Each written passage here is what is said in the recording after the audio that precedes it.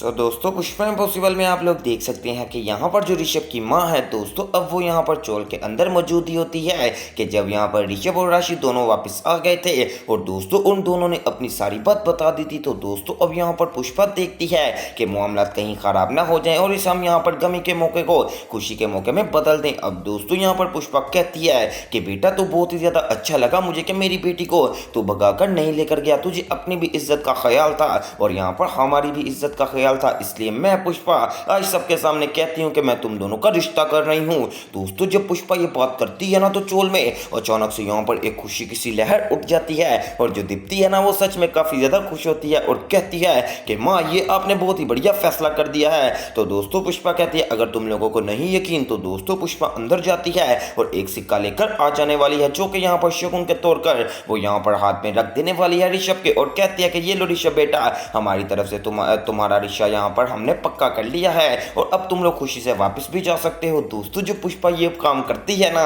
तो यहाँ पर राशि किस कदर खुश होती है मैं आपको बयान ही नहीं कर सकता।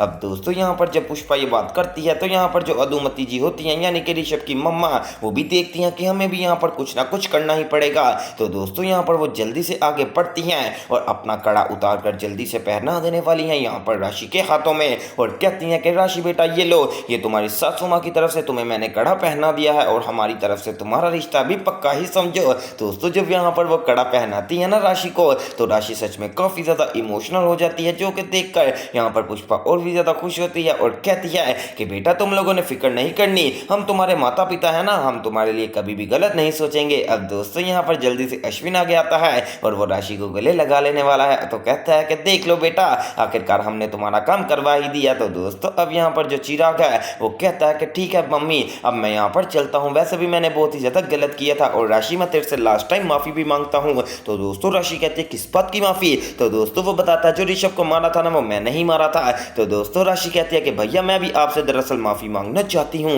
दोस्तों जब राशि ये बात कहती है ना तो वो कहता है कि किस बात की माफी? तो राशि कहती है दरअसल जो उस दिन काम खराब हुआ था ना वो यहाँ पर सारा काम मैंने खराब करवाया था, यानी कि जो प्रार्थना भाभी आपको पकड़ कर लेकर गई थी। अब दूसरी तरफ दोस्तों दिखाया जाता है कि जो कादम्बरी है ना वो अपने घर में काफी ज्यादा उतावली हुई होती है और उतावली होने की वजह ये है कि जो यहाँ पर कादम्बरी की तितली है ना वो कादम्बरी को नहीं मिल रही। तो कादम्बरी कभी इधर ढूंढ रही है कभी उधर ढूंढ रही है और यहाँ पर आकर बाहर बताने वाली है जुगल जी को जुगल जी हमारी तितली नहीं मिल रही, पता नहीं कहाँ पर चले गए। तो दोस्तों जुगल कहता है अरे कादम्बरी इतना क्यों सोचती है, कहीं आसपास खेलने ही तो गई होगी। तो दोस्तों कादम्बरी कहती है कि नहीं जुगल जी, जब से वो बच्ची को मैंने अगवा करके छुड़वाया है मुझे तो डर ही लगा हुआ है कोई हमारी बच्ची को अगवा ना कर ले। तो दोस्तों जुगल कहता है अरे कादम्बरी तू ओवर थिंकिंग कर रही है, ऐसी कोई बात नहीं है, हाँ हमारी बच्ची बहुत समझदार है, वो अपना अच्छा बुरा जानती है, कोई ऐसे कैसे हो सकता है कि आता जाता अगवा कर ले। तो दोस्तों कादम्बरी दिल में सोचती है कि जुगल जी आपको क्या बताऊं, एक बच्ची के लिए जिसको मैंने पाने के लिए इतनी खुशियां यहाँ पर अपनी दांव पर लगा दी हो और इतना बड़ा रिस्क लिया हो, अगर वो कहीं चले जाए तो मेरे दिल पर क्या बीतेगी। आपको नहीं पता कि आपके यहाँ पर मेरे साथ मिलने की वजह सिर्फ और सिर्फ वो बेटी ही है। तो दोस्तों जुगल कहता है अरे कादम्बरी क्या सोच रही है, इतना ज्यादा मत सोचा कर, तेरी बेटी बिल्कुल ठीक है और वो वापस आ जाएगी, अब वो बड़ी भी हो चुकी है। तो दोस्तों कादम्बरी कहती है कि ठीक है जुगल जी, जब वो वापस आ जाएगी ना मैं कमरे में ही बैठी हूँ, आप मुझे आकर लाजमी बता देना। अब दोस्तों इतनी ही देर में यहाँ पर तितली वापस आ भी जाने वाली है। तो जुगल कहता है ले तेरी बेटी आ गई, कहाँ पर गई थी तितली बेटा? तो दोस्तों तितली कहती है पापा वो कुछ नहीं, दरअसल मैं अपने कोई दोस्तों के साथ बाहर खेलने के लिए गई हुई थी। तो दोस्तों यहाँ पर जुगल कहता है कि इधर तेरी माँ परेशान हो रही है, बता कर जाया करो बेटा। अब दोस्तों दिखाया जाता है कि यहाँ पर जो पुष्पा है ना दोस्तों वो यहाँ पर अपनी बेटी राशि को मुबारकबाद देने वाली है और कहती है कि बेटा तुम्हें बहुत ज्यादा मुबारक हो कि फाइनली तुम्हारा रिश्ता पक्का हो गया है। तो दोस्तों साथ ही यहाँ पर अब जो राशि है ना वो कहती है कि मम्मी वैसे मुझे यकीन नहीं था कि आप मेरी शादी के लिए मान जाओगी। तो दोस्तों पुष्पा कहते हैं ए किस तरह की बात कर रही है तू, क्या मैं अपनी बेटी की खुशी नहीं देखना चाहती? मैंने थोड़ा सा वजन डाला था कि शायद तुम लोग एक दूसरे से पीछे हट जाओ, लेकिन जब मैंने देखा कि तुम लोग सच्चा प्यार करते हो तो मैंने सोचा कि क्यों ना तुम दोनों की शादी करवा दी जाए। अब दोस्तों चिराग भी कहता है कि मुझे नहीं पता था राशि कि यहाँ पर तू सच में उससे सच्चा प्यार करती है, वरना मैंने उसे कभी भी नहीं मानना था। तो दोस्तों साथ ही राशि कहती है कि मैं भी सॉरी करती हूँ। तो दोस्तों चिराग कहता है किस बात से ले लिए, ऋषभ से प्यार करने के लिए? तो दोस्तों साथ ही यहाँ पर पुष्पा कहती है कि आज का दिन राशि के नाम होता है क्योंकि आज राशि जो चाहे वो कर सकती है, हम राशि को कुछ भी नहीं कहेंगे। तो दोस्तों राशि कहती है कि मम्मी क्या मैं यहाँ पर दिलीप को बता दूं, यानी कि पापा को बता दूं कि मेरा रिश्ता पक्का हो गया है? तो दोस्तों पुष्पा कहते अरे उसको बताने की क्या जरूरत है। तो दोस्तों यहाँ पर राशि जरा गौर से देखना शुरू हो जाती है,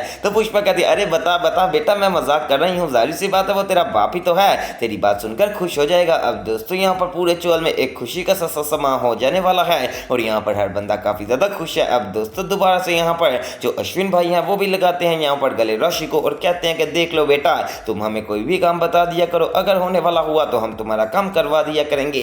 दूसरी तरफ दोस्तों अब आप लोग देख सकते हैं कि यहाँ पर जो बखुदरा सेठ है ना, उसके पास आकर यहाँ पर रोशन बैठ जाने वाला है। तो बखुदरा कहते हैं अरे बता तेरा पहला दिन स्कूल का कैसा गया। तो दोस्तों रोशन कहता है कि पापा बिल्कुल ठीक गया, अब आप क्या जानना चाह रहे हो। तो दोस्तों बखुदरा कहता है कि ये इतने सारे पापड़ कहाँ से लाया है, खैर तो है ये पापड़ तू चुरा के तो नहीं लाया। तो दोस्तों बखुदरा को अब रोशन कहता है कि पापा बाहर पड़े हुए थे तो मैंने सोचा कि कौवे उसके पास पास आ रहे हैं और चोंच मारने से पहले पहले ये गंदे हो जाएंगे, फिर तो इनको कोई खा भी नहीं सकेगा। तो मैंने ये सारे पापड़ वहां से उठा लिए और अपने बैग में डालकर घर ले आया। मैंने कहा चलो कम से कम मैं खा तो लूंगा ना।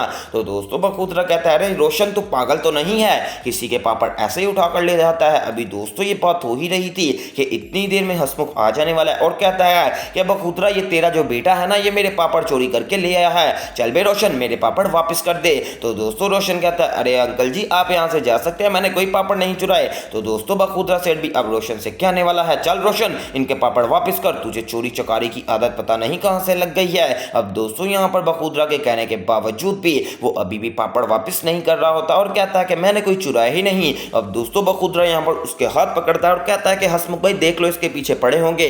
तो दोस्तों अब यहाँ पर हसमुख वो सारे पापड़ उठा लेता है और यहाँ से लेकर निकल लेने वाला है। अब दोस्तों यहाँ पर ये कहने वाला है बखुदरा के तू कितना ज्यादा शरारती है, मुझे लगता नहीं था कि तू ऐसा भी करेगा। अब दोस्तों इतनी ही देर में यहाँ पर आ जाने वाला है हमारा अंश। तो अंश आकर कहता है कि बखुदरा जी मैं आपके पुत्र की कंप्लेन लेकर आया हूँ। दरअसल जो मैं उस दिन आया था ना चोल में और जो नीचे यहाँ पर पड़ा हुआ था चीकर, तो वो यहाँ पर आपके बेटे ने ही रखा था। अब दोस्तों बखुदरा यहाँ पर अपने बेटे पे दोबारा से गुस्सा होने वाला है कि तू कितना बदतमीज है, नए आए मेहमान के पहले ही दिन यहाँ पर तूने काम खराब किया था। अब दोस्तों यहाँ पर ये बात हो ही रही थी तो वो कहते हैं कि बेटा अंश मैं इसको जरूर समझाऊंगा, तुम यहाँ से चले जाओ। अब दोस्तों यहाँ पर बखुदरा समझा ही रहा होता है कि इतनी ही देर में बखुदरा को कॉल आ जाने वाली है। तो जैसे कॉल आती है तो उस पर लिखा होता है रोशन के स्कूल वाली कॉल। तो दोस्तों रोशन जल्दी से बाहर भाग जाने वाला है। अब जब बखुदरा के यहाँ पर कॉल उठाता है तो वो कहता है कि जी मैं बखुदरा बोल रहा हूँ। तो दोस्तों स्कूल वाले बताने वाले हैं कि बखुदरा जी आपका बेटा तो आज के दिन यहाँ पर हमारे स्कूल में आया ही नहीं, यानी कि उसका पहला ही दिन था और पहले दिन वो स्कूल नहीं आया, ऐसे पढ़ाई नहीं होती। अब दोस्तों फोन काट कर बखुदरा कहता है कि तेरा जो अंधेरा है ना वो पहले ही दिन स्कूल नहीं गया, कितना ज्यादा बदतमीज हो गया है। वेल दोस्तों अब आने वाले एपिसोड्स में यहाँ पर जो पुष्पा है ना वो यहाँ पर जो राशि है और साथ ही साथ ऋषभ की शादी जरूर करवाएगी, जो कि देखना मिस मत कीजिएगा और मेरे चैनल स्पाइसी एंटरटेनमेंट को सब्सक्राइब करें।